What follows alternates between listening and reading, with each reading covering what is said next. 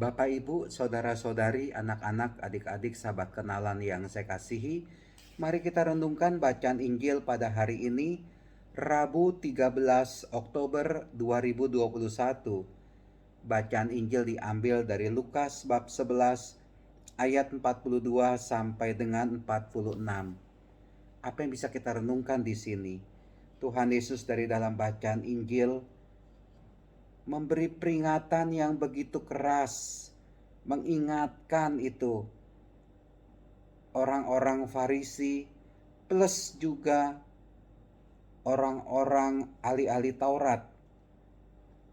Bunyinya demikian: celakalah kalian, hai orang-orang Farisi, sebab kalian membayar persepuluh dari selasih, inggu, dan segala jenis sayuran, tetapi kalian mengabaikan keadilan dan kasih Allah. Mengabaikan keadilan dan mengabaikan kasih Allah.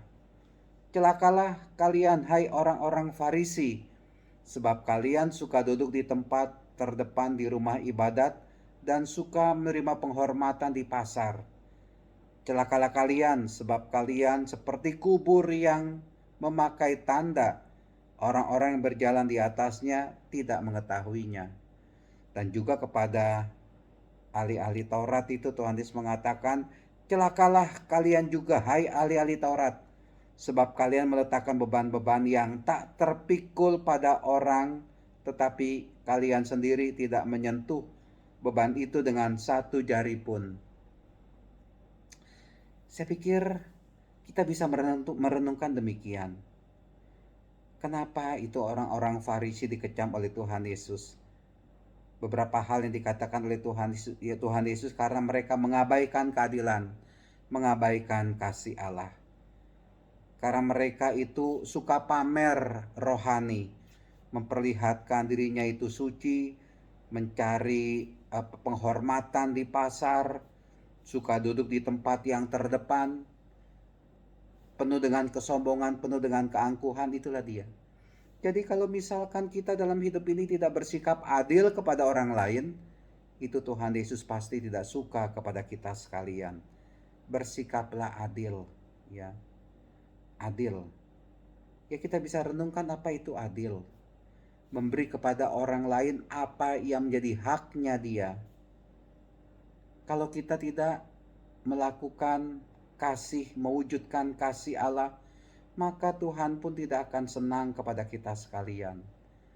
Kita terlalu egois, menutup diri, tidak mau berbagi, tidak mau mengasihi orang lain, tidak mau mewujudkan kasih kepada orang lain, itu kita akan dikecam oleh Tuhan Yesus. Juga kalau kita suka memamerkan kerohanian kita dan membuat kita sombong dalam hal rohani, gak usah kita memamerkan kerohanian kita. Tapi yang penting adalah saya dan Tuhan yang tahu seberapa dalam iman saya kepada Tuhan. Yang penting itu saya sungguh mencintai Allah dalam kehidupan ini. Dan tidak usah pamer-pamer rohani dalam kehidupan ini.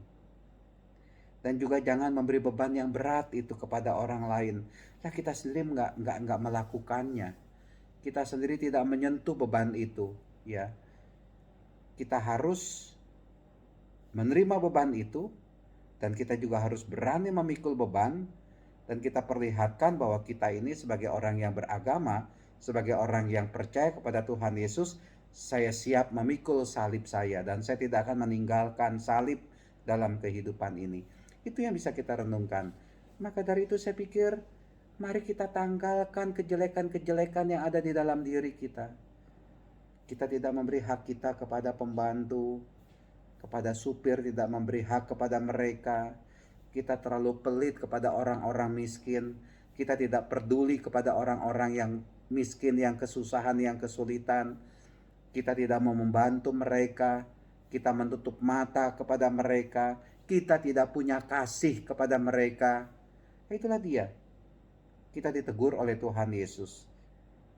Kita suka memamerkan kerohanian kita, nggak usah. Hidup rohani itu biarlah hanya saya dan Tuhan yang tahu bahwa saya ini ya hidup secara baik dalam hal rohani. Dan gak usah dipamerkan. Sikap rendah hati juga mari kita tampilkan dalam kehidupan ini. Jangan kita mencari kehormatan, jangan kita mencari kedudukan, jangan kita mencari pangkat, apalagi meninggalkan Tuhan Yesus. Jangan kita mencari kekayaan, terus terarah kepada kekayaan, tapi kita meninggalkan Tuhan Yesus.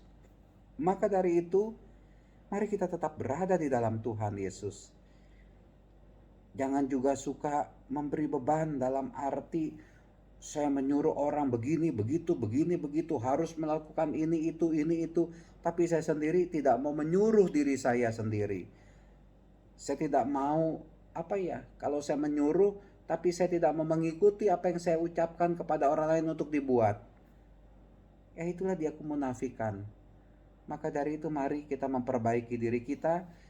Biarlah teguran dari Tuhan Yesus kepada orang-orang Farisi dan ahli-ahli Taurat ini juga menyadarkan kita akan hidup keseharian kita, akan hidup rohani kita, akan hidup sosial kita bersama dengan orang lain. Biarlah kita selalu dituntun oleh Tuhan untuk ke arah yang lebih baik lagi. Tuhan memberkati, melindungi kita sekalian. Amin.